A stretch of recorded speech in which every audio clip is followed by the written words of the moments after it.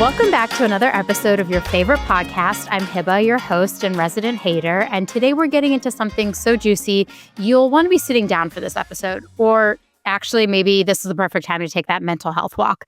And I'm going to get right into it. This season, it's been one of hard truths, and today's hard truth is the future of work fucked?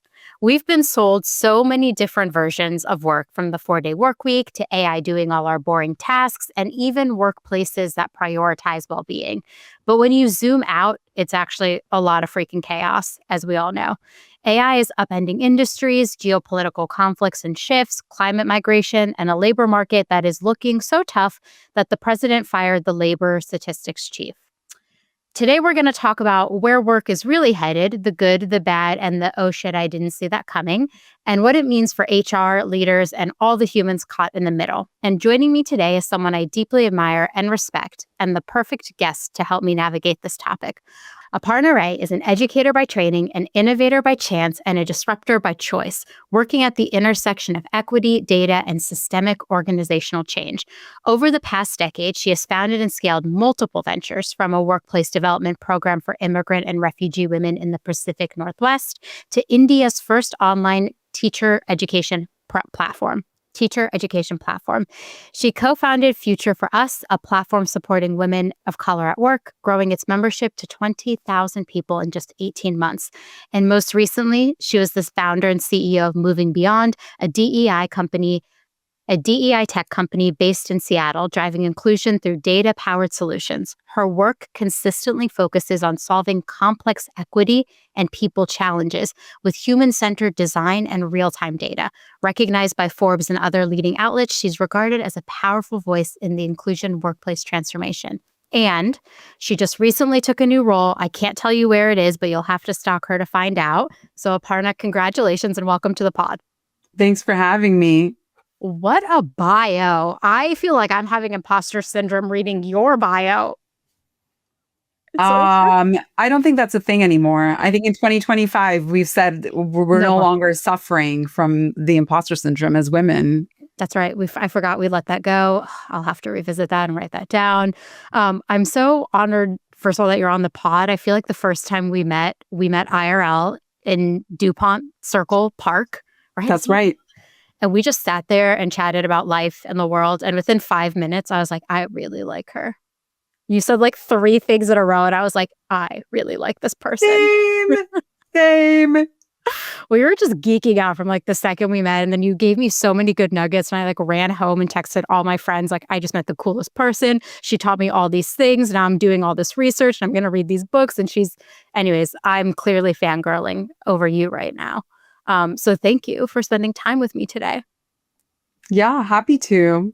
We're going to get right into it. We have a whole episode laid out. We're going to talk about so much.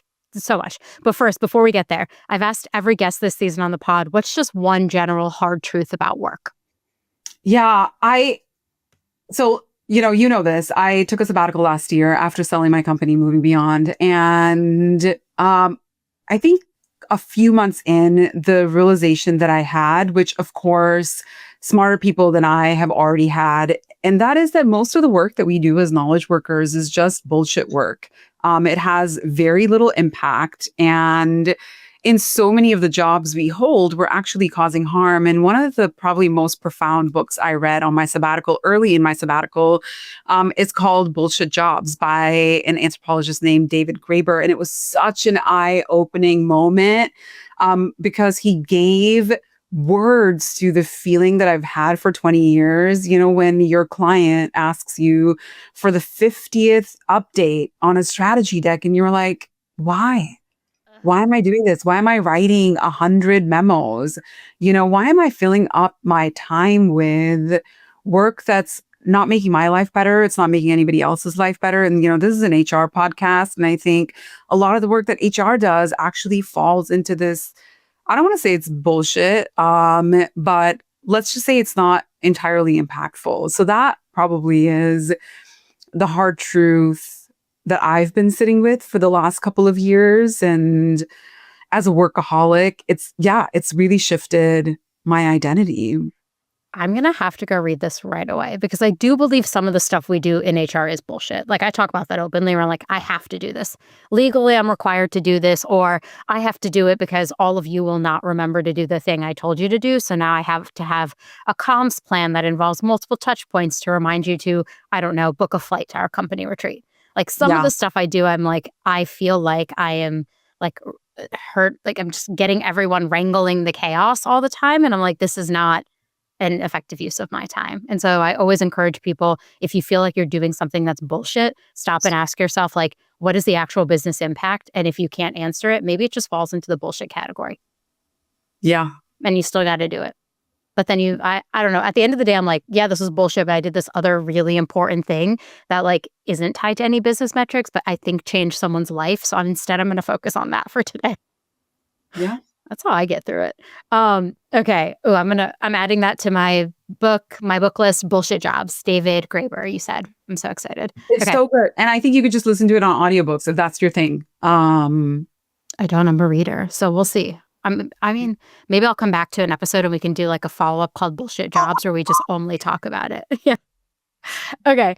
When we first started talking about this episode, though, I was like, there's so much I want to talk about with you. Like, what do you think are some topics? And we really got into this, like, is the future of work fucked? And so I want to start there. When you look at the future of work, which is a phrase, by the way, that I hate, do you see optimism, doom, or really something in between? Yeah. I mean, I don't know if your audience knows this, but you sent me like 30 questions for this conversation. Yeah, I think, when I think about future of work, I'm worried but optimistic. I feel like we're in this moment where, at least in the US, it really does feel like the government is trying to take us back 100 years to a moment where there were very few labor laws. People could easily be exploited. People were working 7 days a week. There were no child labor protections, right? So that's happening. But at the same time, I do think that the generations that are coming into work now, like the Gen Z, the Gen Alpha, they're not interested in hustle culture. They're not interested in working 80-hour weeks. And that's not just true in the US.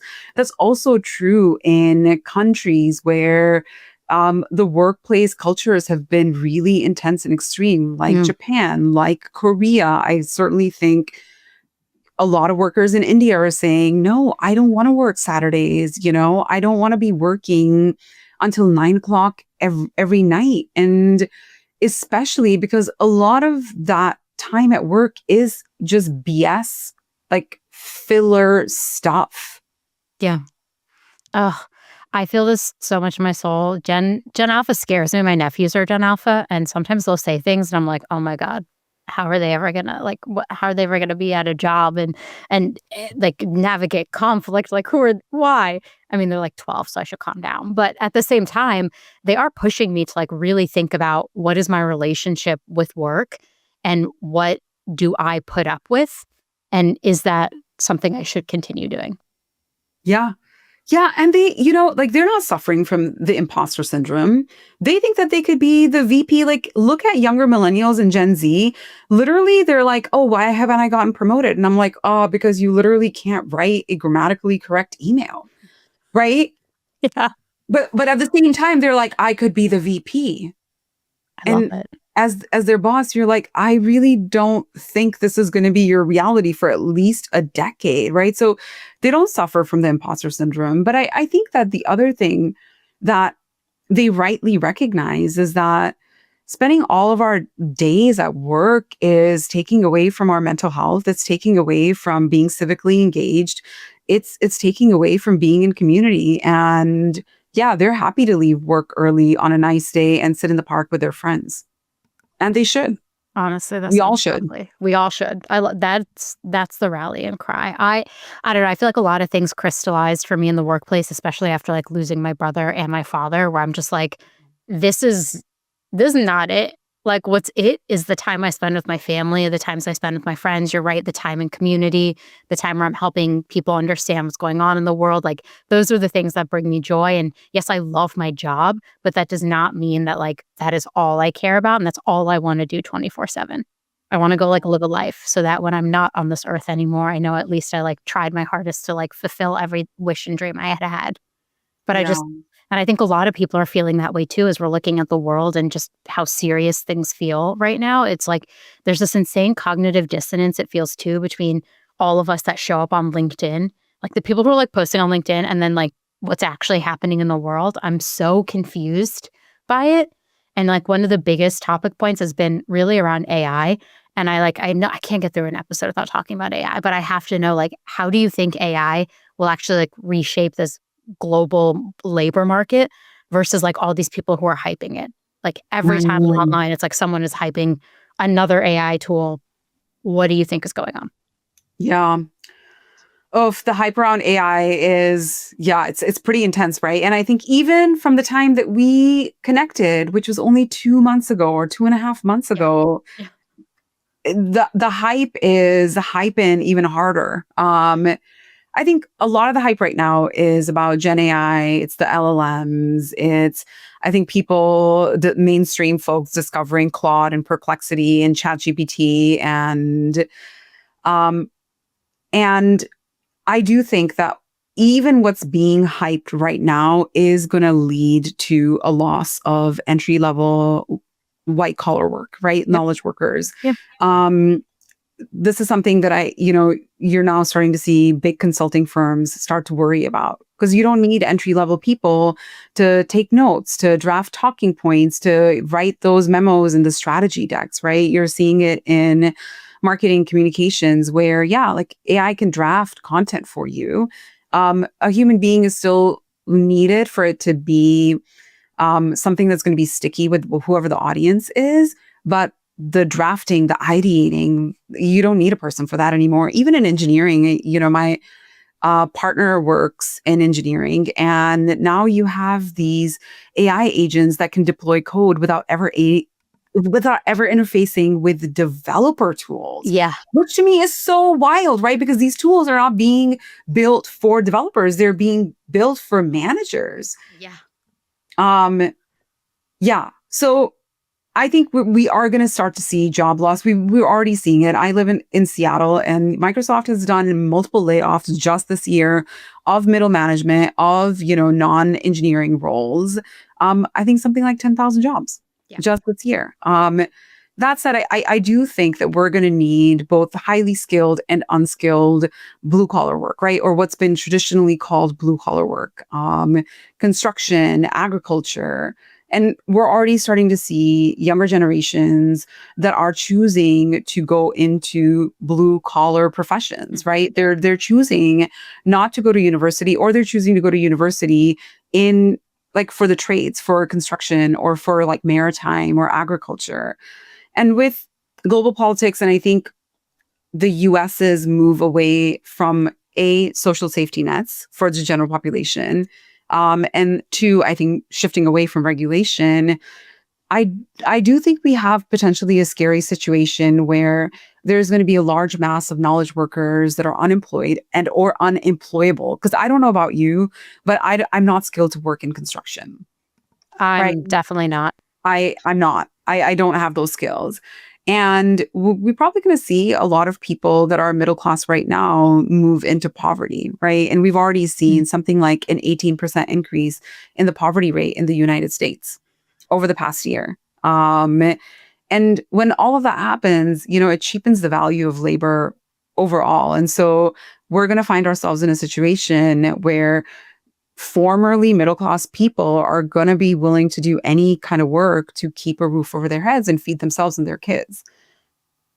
And that, I think, is the scary, not even long-term impact, right? Like potentially 5 to 10 years out impact of AI.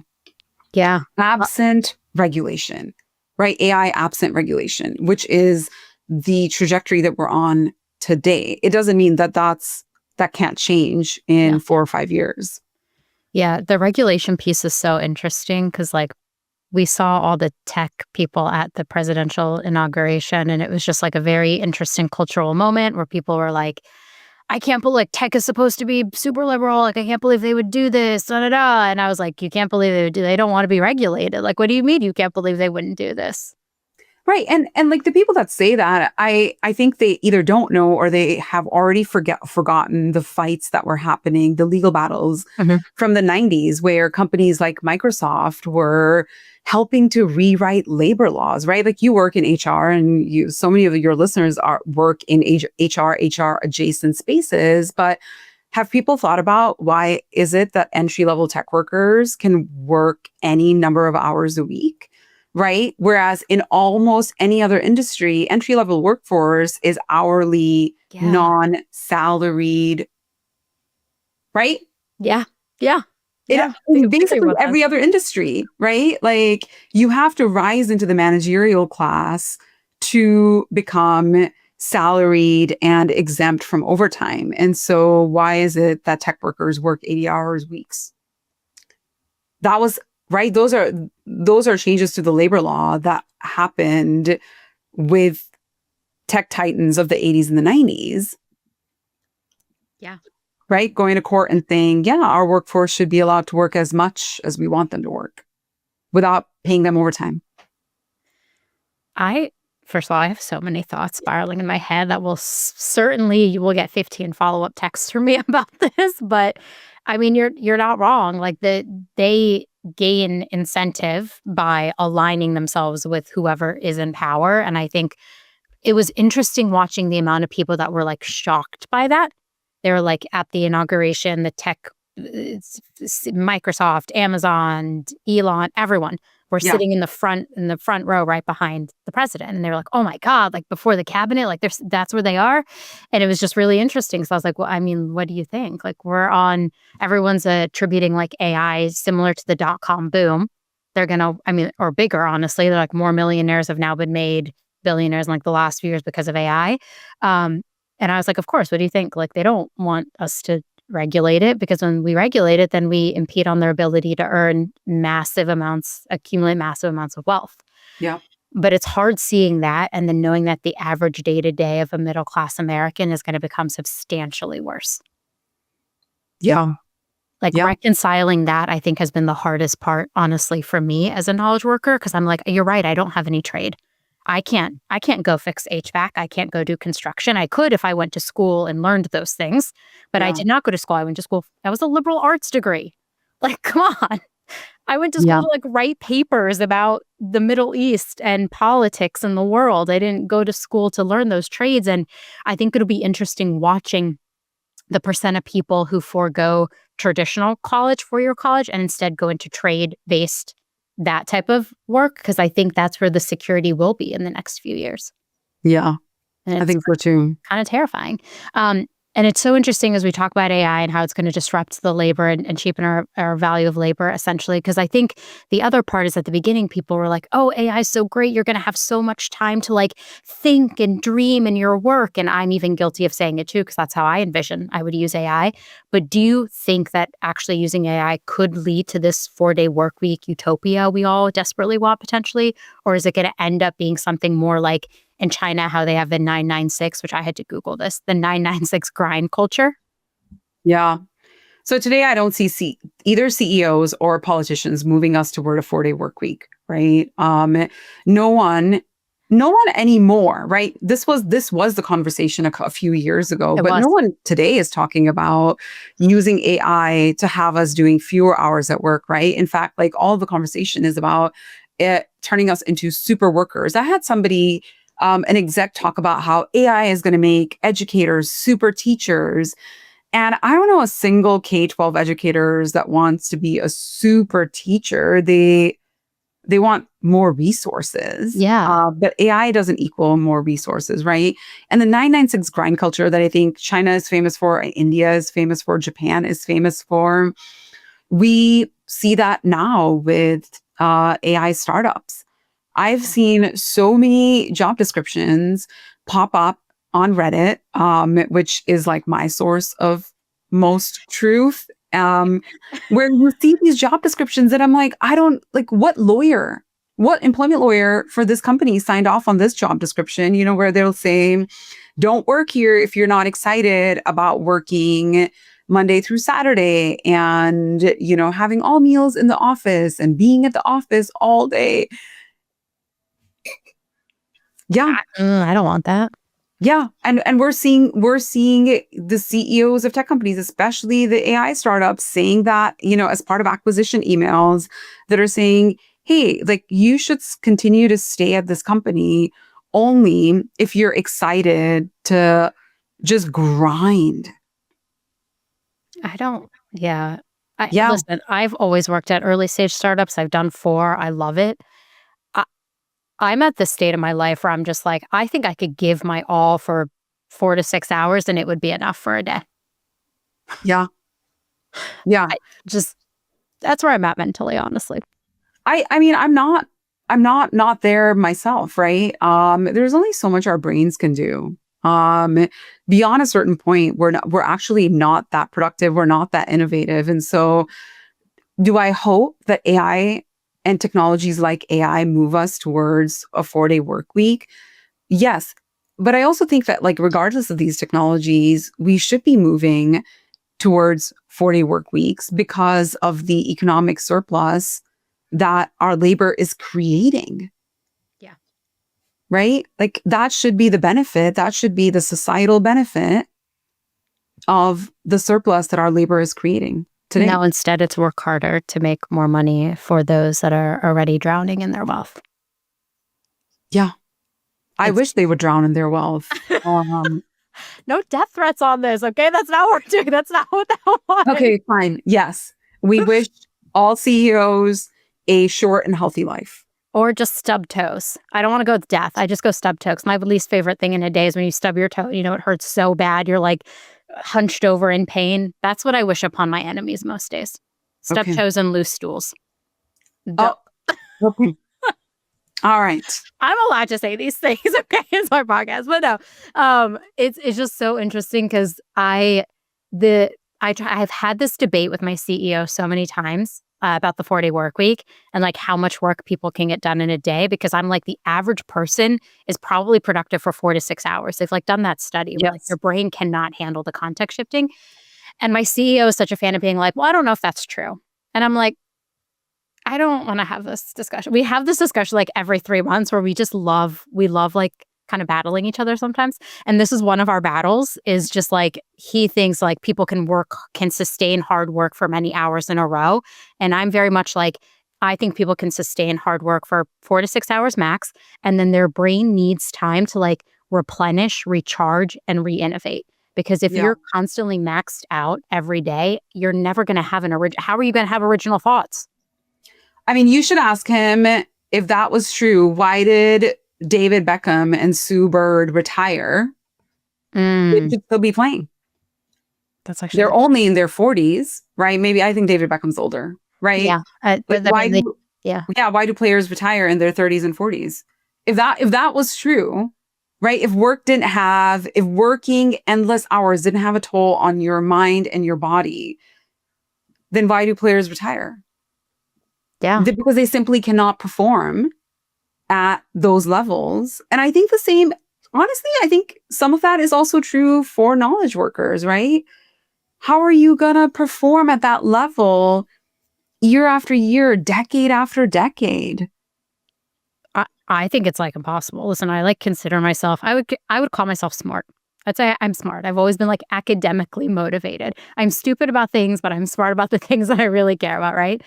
I would call myself a smart person, but even I tire just doing work for that many hours in a row where it's like constant brain strain, where I don't have time to go be inspired by the world or be inspired by something I read. And I think the thing, especially for HR people, that's going to define us in the next like 10 to 15 years is I think the best HR leaders are going to be ones that are curious and are trying to like be agile and move with the times. And you can't move with the times. You can't like actually expend the brain energy to go figure out a creative solution to the very big problem you're facing if you are constantly drowning in task after task after task.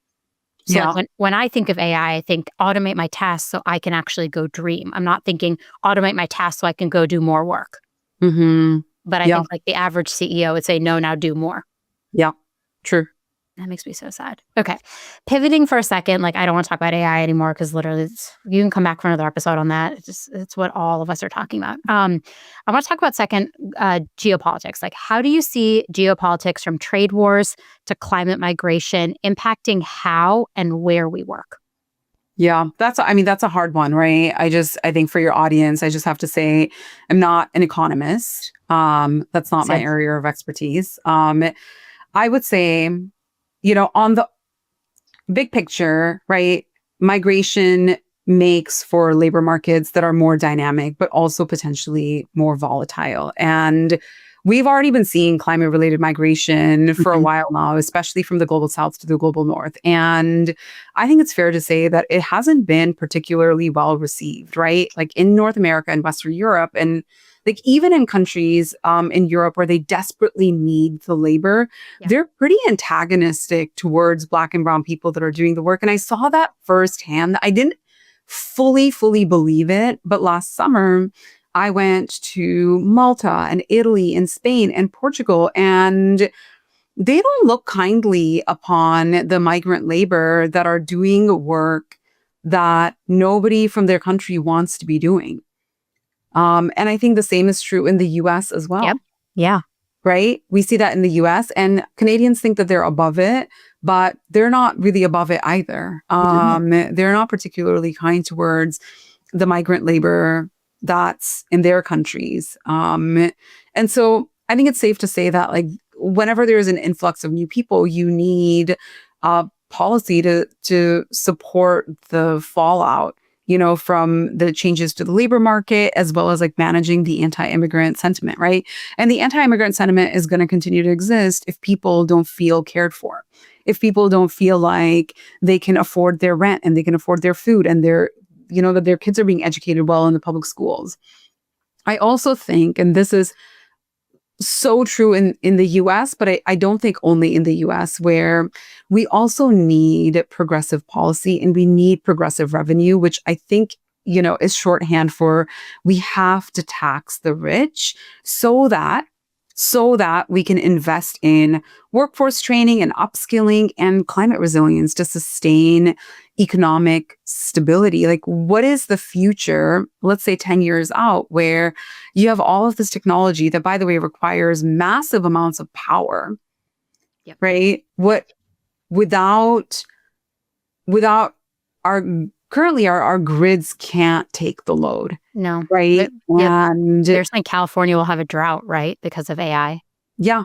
Well, California already has drought. Yeah, And that already. was Sorry. before AI was mainstream. And yeah, what are the choices that we're going to be making, right? Are we going to choose to take power away from people's homes and schools and send it to data centers? I think that already is the reality in a lot of rural areas where there are data centers, where their water supply is being impacted, their power supply is being impacted. So I think that there's a lot for us to be thinking about and considering. And in the US, like we're going in the wrong direction. We're going in the wrong direction. So that plus, I think in the next 10 years, you asked about like where we work. Yeah. In the next 10 years, I do think that we'll see an end to the influencer culture around digital nomads and remote work. At the end of the day, like you only need so many consultants and coaches and influencers. Like the market can't sustain it. And we already know, like the data already shows that most coaches never break $50,000 in revenue or something, right? Like it's such a nominal amount that they earn, in the lifetime of their practice. So my sense is that climate change, absent government support, government intervention, is going to force a lot of people to actually be more rooted physically, because that's where we have our support systems, right? So Yeah.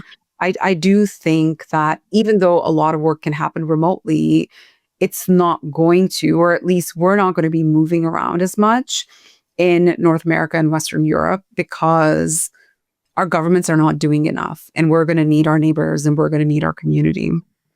It's wild because during 2020, it feels like everybody was a digital nomad. I mean, we kind of all were, right? And like every influencer was like moving to Dubai and they're like, you're not taxed in Dubai. And I'm like, as somebody who's been to Dubai, I would personally not want to live there.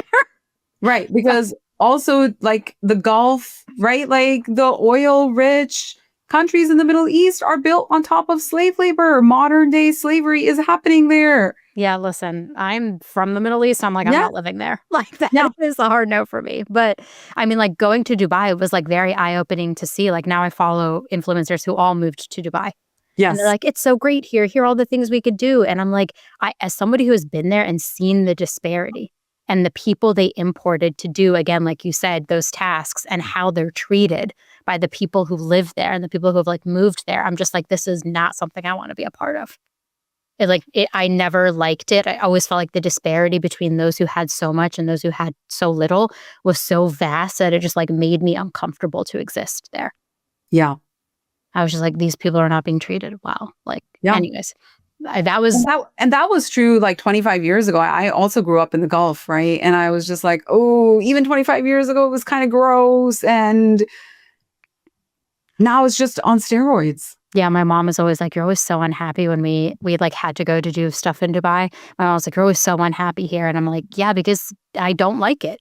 I just like see people struggling. And then I see these like super wealthy people walking around with their Birkin bags. And I'm like, come on. Like this, Yeah. it doesn't feel good to exist in that society that just feels like so unfair. And I do think like what you said back to AI, it's going to exacerbate that gap even more. Yeah. Yeah. It's going to be tough. Like, do you honestly think governments are actually ready for like the social and economic disruption that AI could bring? No. Oof. I don't think so. Our government is not. I Definitely not. think the Gulf countries, right? When I think about like what people are planning in like the Line project in Saudi Arabia, for instance, I'm just like, homies, where are you going to get water? Literally, fine. Like you'll find the steel and the glass and the building supplies and all of the other things, but human beings require water for sustenance, right? Like we're not alive if we don't have access to clean drinking water. And so water alone is, I'm just like, water question mark. Have we answered the water problem? Water question mark is my new favorite quote. Yeah, water question mark. That's it. You can put it on a t-shirt. I hate it here. Water. But I think there are a handful of countries in Europe that have, I think, limited global political sway that are thinking about it, right? There's lots more regulation there. I think China is ahead of pretty much everybody in raising the socioeconomic standard and heavily investing in climate mitigation, right? So even though they're the largest emitter in the world, they also have the largest amount of renewables on their grid. Like in China, huh? I didn't know that. Yeah, they have the largest number of renewables on their grid, wind and solar. And I mean, like China is, for instance, like one of the cool things that they have in China is they have electric cars with swappable batteries, right? So you get in a taxi, the taxi is running out of charge. They pull into what's like a gas station and they just swap out the battery. And then you're good to go. You're good to go. Yeah. Right. So they have these like interoperable features in something like a vehicle. Can you imagine? We don't even have that on our computers and our cell phones anymore in the US, right? Like no one's swapping batteries. You're sending your laptop back to Apple where they're going to spend 5 days ungluing your computer to change something that 10 years ago you could have changed on your own. So I think the long and the short answer is, are governments ready? No, the governments are not ready. In fact, I feel like the governments are almost complicit with the CEOs of these like Fortune 50, Fortune 500 companies in bringing about like the kind of like, I don't want to say economic collapse or societal collapse, but like pain for the average working person. Mm-hmm. And have they really thought through what happens to our world when so many people are suffering so much? No, they have not. They literally have not. No. Yeah. No, because like you were talking about this at the very beginning, like child labor laws, like Kentucky, I think, got rid of the age to work. I think you can work as young as like 11 now. And then they also like got rid of, don't fact check me, listeners. I think this is what happened. I need to go read these. But also one state in the South also got rid of the like right to have a lunch break. And I'm just sitting here thinking like that doesn't actually set us up for success in the long term. Yeah. That like hurts the day-to-day person who's doing the work at its core. And I'm almost like, I don't know. I don't think the average person can endure much longer, honestly. Yeah. And look, at the end of the day, right? Like the other side is talking really openly about plans that they've had in the works for 50 years, right?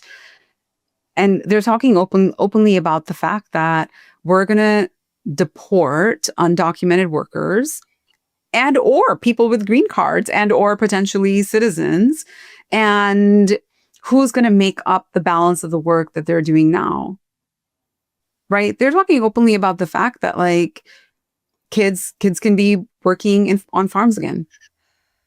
And in states like Iowa that has a big farming industry. I think they will reduce the age. They did that, right? They said they remove the minimums for people under 18 and how many hours a week you can work. And so at the end of the day, right, this is, I think, like one of the very first things I said is like our government is trying to move us back 100 years when it comes to labor laws.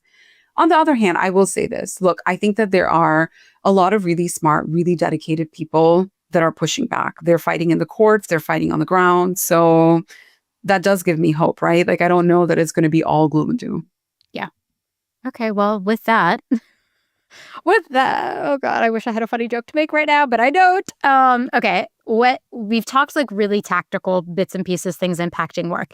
If you zoom out, like 50-foot view, what's the most under-discussed force shaping the future of work right now? Climate change. Without a doubt, it's climate change. Yeah. And I'm not just, thinking about like severe weather events where people are getting washed away in floods and hurricanes, which is horrific. Oh, absolutely. Which is right, because I think for most people in the US, and we talked about this when we were sitting on like the park bench in DuPont Circle, when people think about folks washing away in a flood, they're thinking about Pakistan. Yeah. They're thinking about someplace far away from here, certainly not here. Right. And that's happened in the last 6 months. We've all read the news about that. Yeah. But I just think that the fact that every summer is hotter than the last, this is a fact. Nobody even has to fact check me because it's literally like front page of New York Times. Right. Just the heat makes us less productive. Being exposed to warmer or hotter than usual temperatures relative to where we live, right? This is relative to where we live. So in Seattle, 85 degrees is going to make me more angry. It's going to make me more volatile. Maybe 85 degrees in Phoenix isn't going to make the population of Phoenix more volatile. 120 degrees might do it for them. Heat disrupts our sleep. It reduces our cognitive performance. It impairs our judgment. You see many more accidents happen when it's hotter than usual where you live and work. And it's worse for our mental health, right? Like we see a lot more substance abuse. We see like worsened mood disorders like anxiety and depression. And so even if you're not working in the field, right? And so for your listeners that are like, I'm the CHRO of a tech company, great friend. Like your employees don't have to be working in the fields for you to start to pay attention to what's happening with the weather, because just the heat alone is having a negative impact on your employees. And by the way, like the solution isn't air conditioning, because the air conditioning is only going to cool 20 degrees or so. And so if it's 120 degrees outside, air conditioning maybe brings it down to 100 degrees, maybe 95 degrees. That's still really hot. Just commuting to work on a hot day is going to have people showing up to work more agitated. And then there is this piece just around like emissions that come from work, like going to work. Yeah. Having buildings, HVAC systems.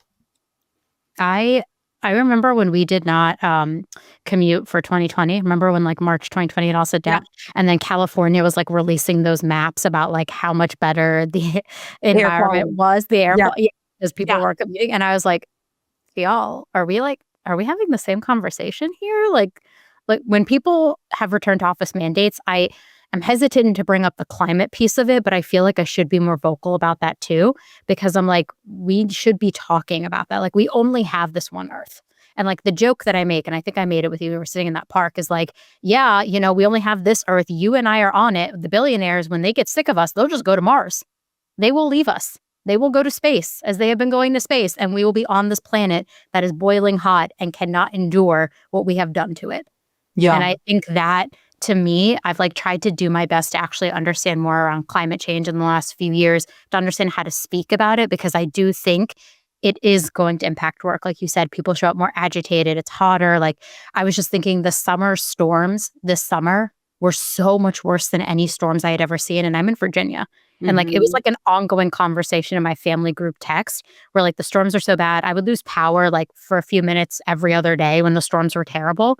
And I was like, okay, now imagine that they get even worse, because that's where we're headed. Yeah. Well, do you remember the heat dome a couple of months ago Yes, in because I your had to go area? up to New York or something during the heat dome. And I was like, great, I'm leaving DC, which is hot. I'm going to New York, which is just as hot. Yeah. Right. And so one of the other things that happens when you have high heat like that is people literally die. Yes. People's hearts, especially older people, like their heart stops working. Kids, their hearts can just stop working because we can't keep our bodies cool enough, right? Yeah. And so yeah, I think climate change is so underrated. It's wild to me that almost no one in the HR community, like I would say the mainstream HR community, is talking about the impact of climate change I on the feel world. like now I need to go talk about it more because I've been doing all this research.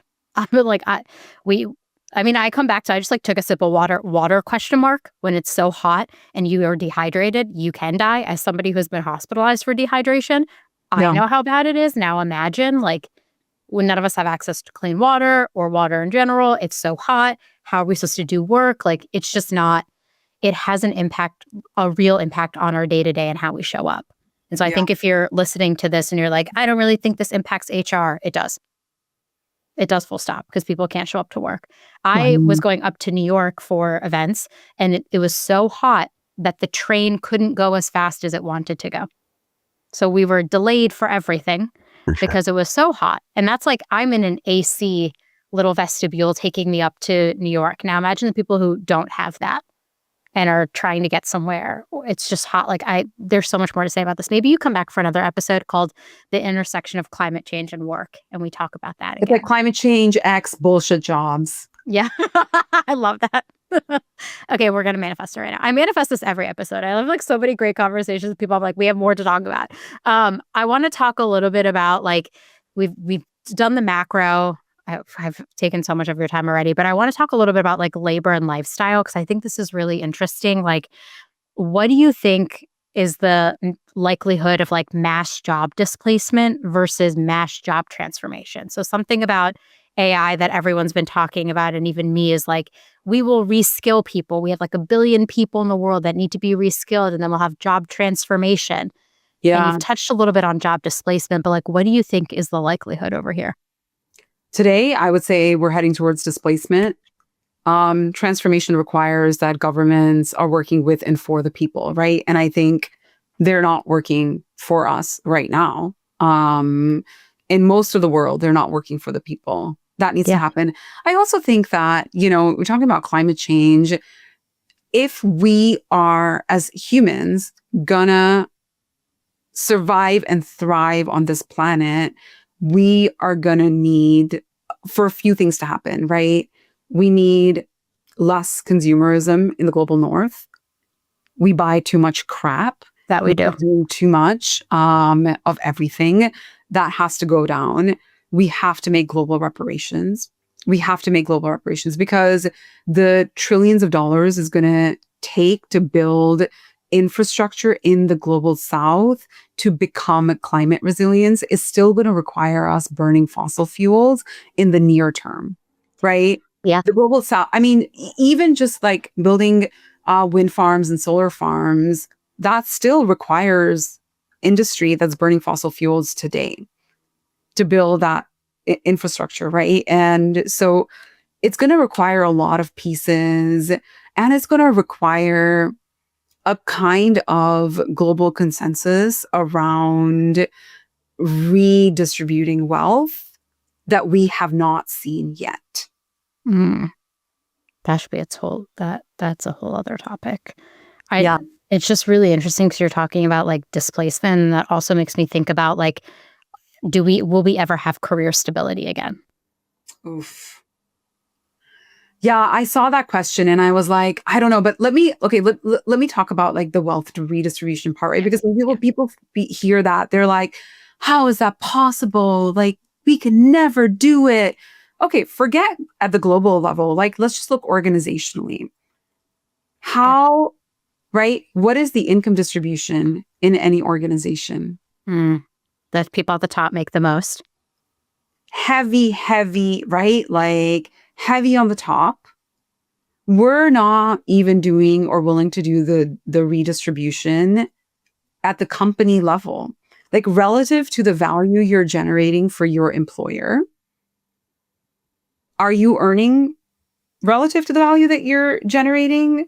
What a fascinating question. Even in tech, even if you're making $1 million a year, which is not unheard of, very common for an engineer, for instance, with 20 years of work experience, you're making $1 million a year. I've given. Are you generating only $1 million worth of value for your company, or are you generating 50 or $100 million, right? So you're not even getting compensated for the value that you're generating. What is the value that HR generates in an organization, right? Some of the least well-paid roles in any company, right? Some of the least well-paid. $18 an hour to be like an HR specialist, $25 an hour to be an HR specialist. What is the value you create when you improve retention? What is the value that you create when you have the kind of onboarding that creates long-term stickiness for a new employee? What is the value that you create? Is it $25 an hour value? No, it's so much more. It's so much more. It's so much more. It makes me so mad to see HR being like the Carter releases its report every year or every 6 months now, actually, about the state of compensation. And one of the things that always stands out for me at the executive level is HR is most commonly the most underpaid and the most under-equitized. Did I say it correctly? Like they get the least amount of equity, even though, in my opinion, and everyone on this podcast has heard me say, after your IP, your actual intellectual property that your company generates, your second most important asset, and actually might be your first most important asset, is your people. And the one person directly responsible for those people and their success is HR. Yeah. I do believe it's HR. Like, you cannot convince me it's someone's manager. You cannot convince me it's the CEO. It is HR.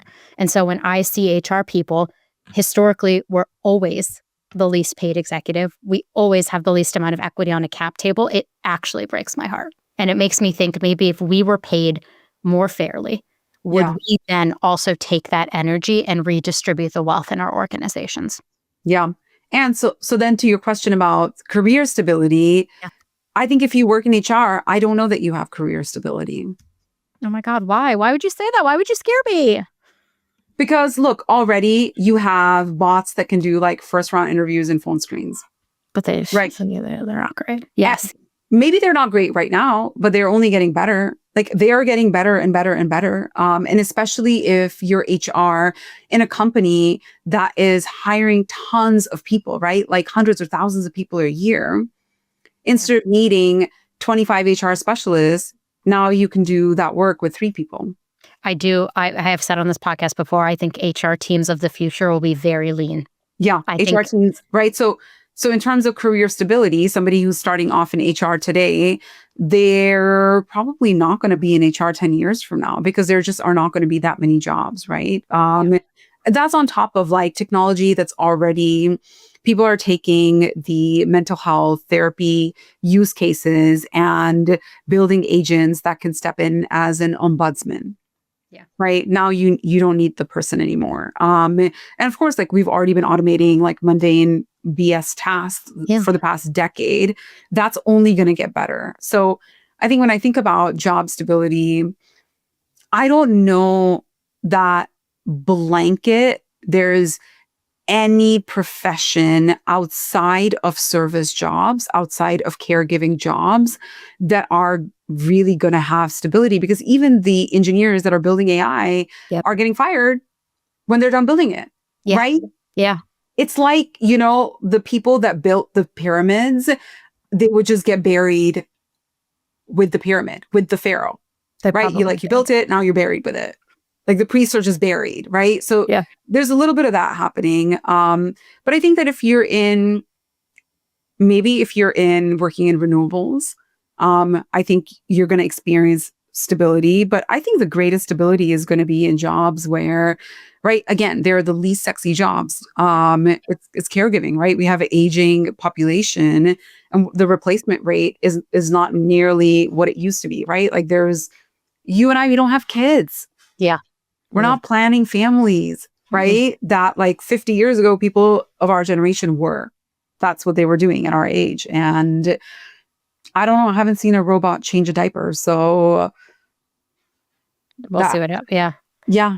Right. That's fascinating you say that, because so many people are like, who's going to care for you when you're old? Like, that's why people have kids. And I was like, what? That is not a good reason to have children, for someone to care for me when I get old. Like, I mean, where my mother is caregiver, my sister does the Lord's work with her, and it's hard. It's a hard job. It is a full-time job. Yeah. So maybe not sexy, but maybe sexy to a lot of people. Like, I feel like I'd be a pretty good caregiver if I didn't want to do HR anymore. I know for sure I would not. I have no patience. I have so little patience for that, right? But those are the jobs that are going to be recession proof. They're going to, they cannot, a robot cannot do it. And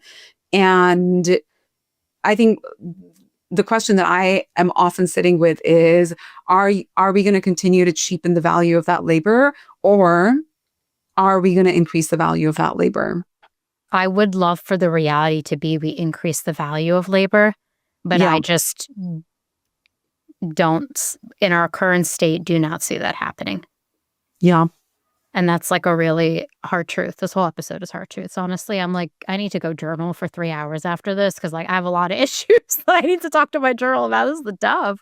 There's a lot to unpack here. Okay, I have an interesting question I want to ask you. I put this on there, and then I actually laughed reading what you had written, because I don't know if I want to broach this topic. How might AI change not just what we do for work, but how we live outside of it? I'm so scared. I'm so scared to hear this answer. Yeah. Well, what I wrote was AI potentially changes how we interact one-to-one. And I can't think of a single week since the beginning of summer where somebody hasn't talked to me about a person they know or person they work with having an AI girlfriend or an AI friend that they need to be chatting with constantly, right? Sorry, I'm freaking out. I think it's a little creepy. Personally, I think it's a little creepy, right? I'm not going to get an AI husband.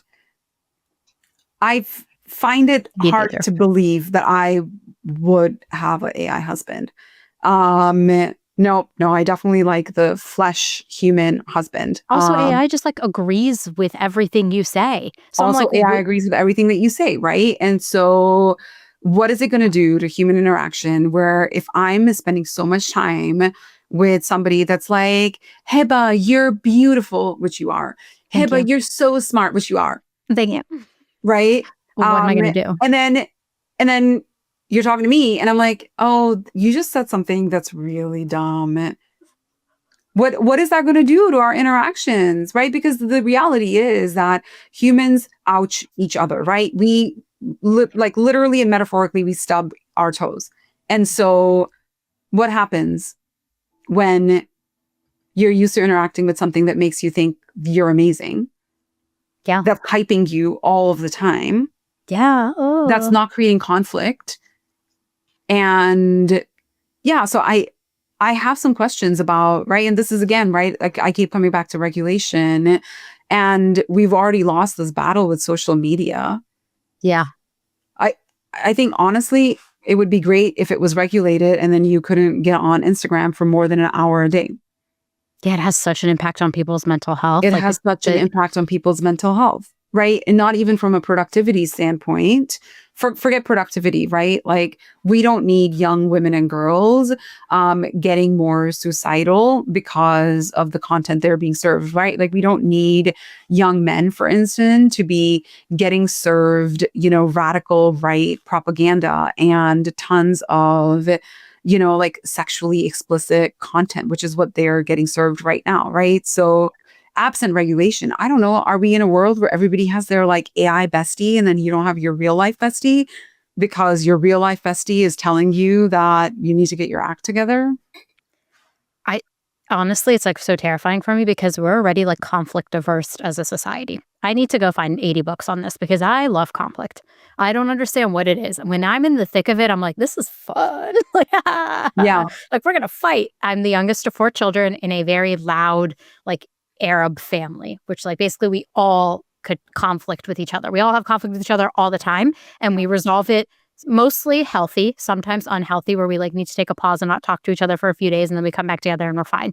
But I've always loved conflict. And my biggest thing in the workplace is people are so afraid of conflict. Yeah. They're so afraid to say, I disagree with you, or I'm having a different experience than you. We're like taught to just ingest the feedback and take it.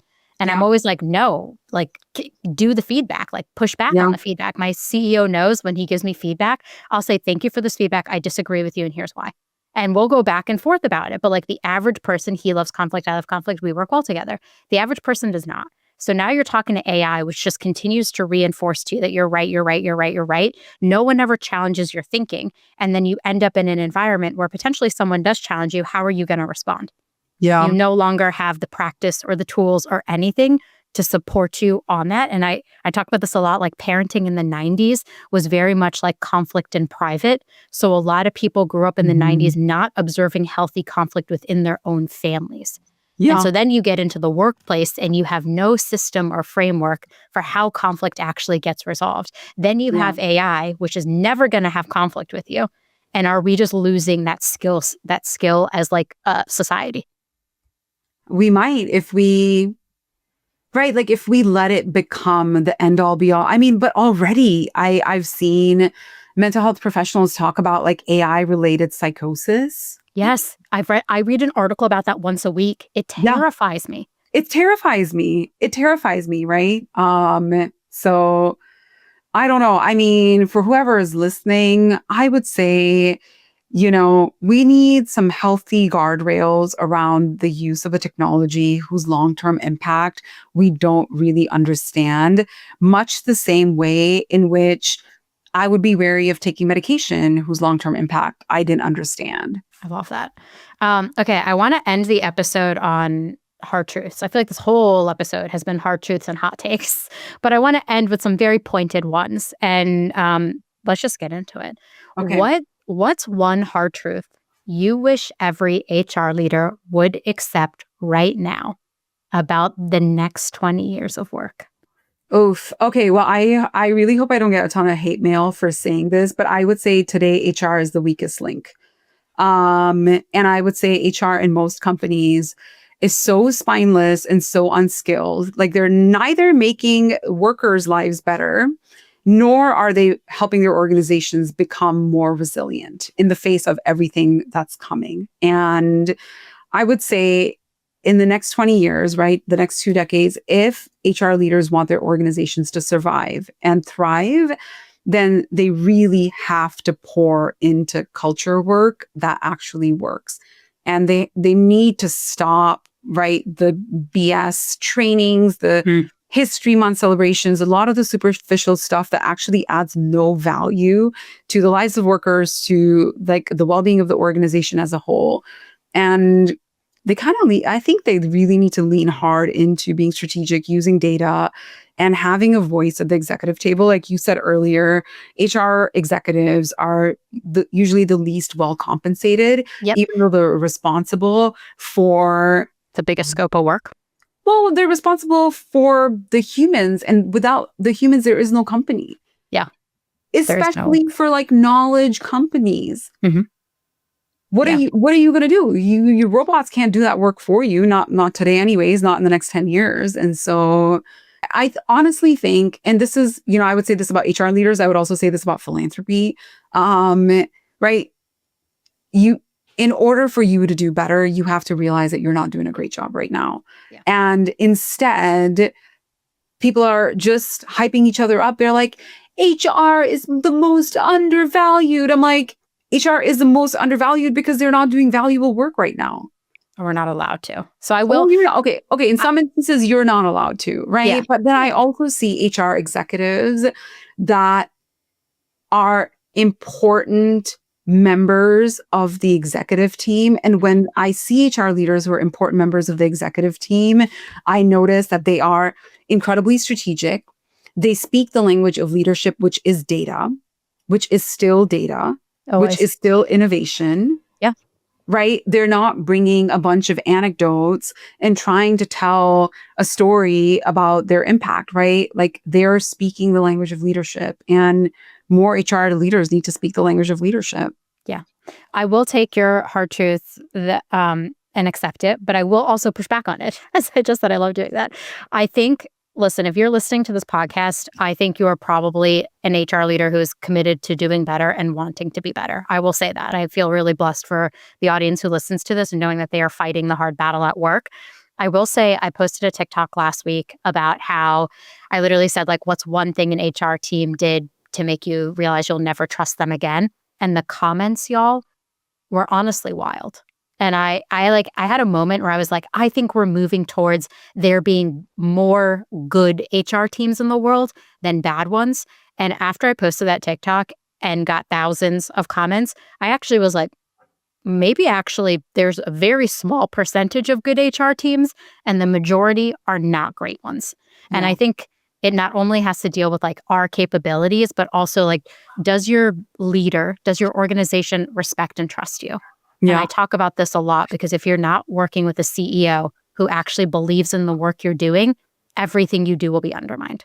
No matter how hard you come to the table with data, no matter how hard you have a strategic initiative, if you are not trusted and respected by the leaders at your organization, it's potentially an impossible job.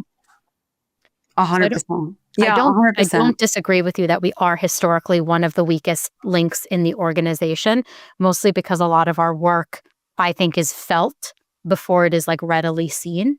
And I do think the average HR team potentially is not a good one. I've been on bad HR teams. I've been on good HR teams.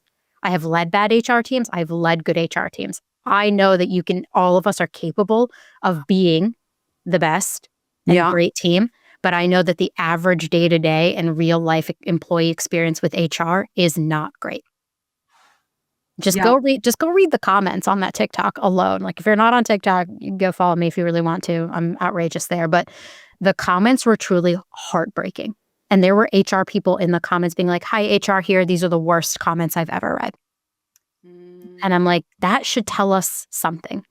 Yeah. So bringing it back to it, I do think we are in a situation where there are less great HR teams out there. I think the people listening to this pod who follow me know that my dream is that we actually build like a better future for work. And that means we have to show up and try our hardest to do that. Yeah. Which feels impossible sometimes. I literally started this season with like an episode on burnout. And now I'm like, everybody, we can do more. It's a lot. I think everybody we can do different, because I think that the catch-22 is that when you don't show up with the leadership skills that has the CEO valuing you, then every successor is caught in this cycle with other senior leaders that are like, well, HR is, they're not that important, right? And so it's like, how do you get out from between that rock and a hard place? And that's going to require, I think, a new generation of HR leaders, which I think that we do see coming up, right? That Yes. Yeah. are showing up very differently. They're not just paper pushers, they're true strategic partners. They're true strategic partners. Yeah. I see that like from the people who just reply to my newsletter.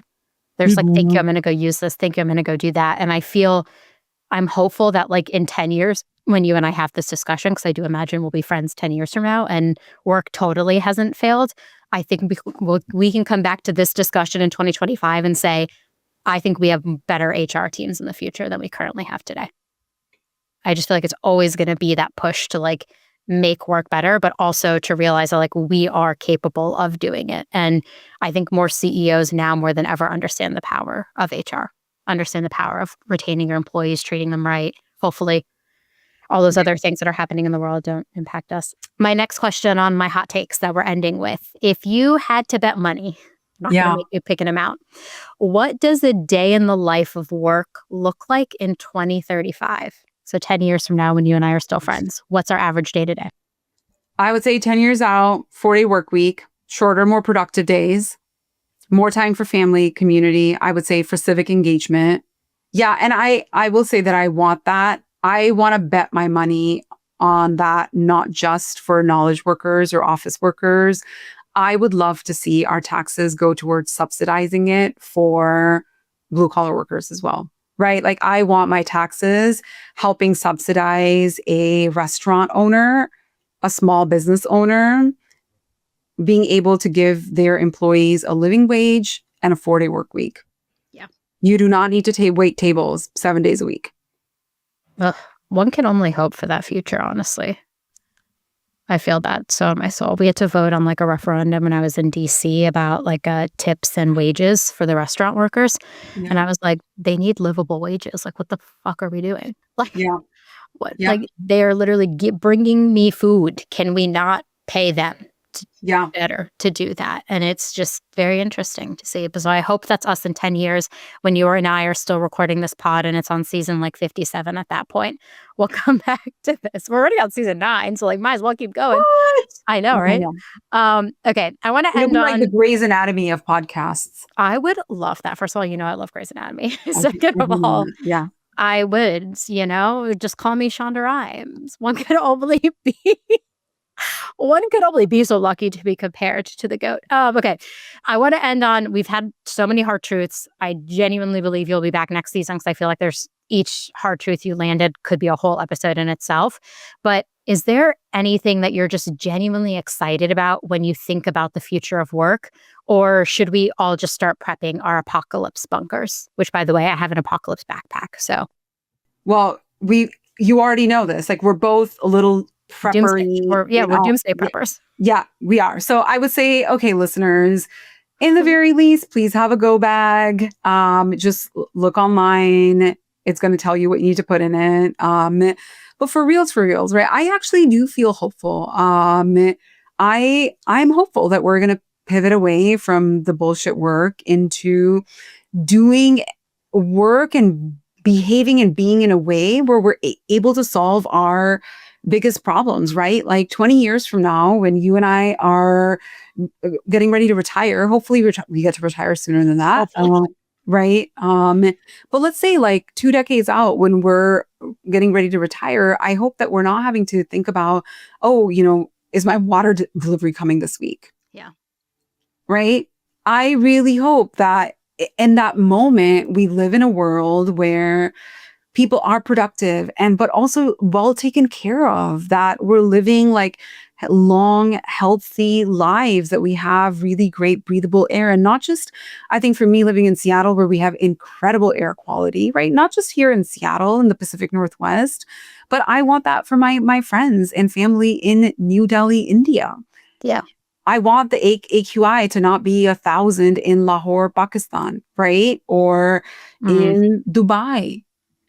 So that's kind of, right? When I think about the future of work, I feel hopeful that we're in this moment where there's so much awareness and people are really stepping into activism and advocacy that has the ability for us to just get out of doing crap work for the sake of what, like having something to do, towards let's solve some of these problems.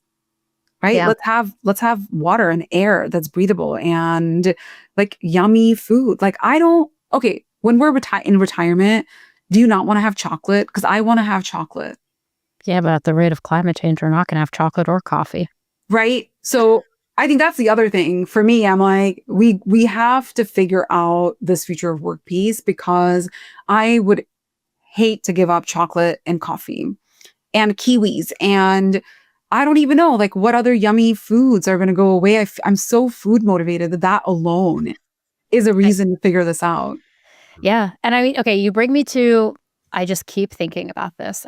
Maybe I need to get out of my own head about this, but you talk about all these things, work, all of the other things we mentioned, from climate change to labor laws to geopolitics, all of it comes back to this work piece.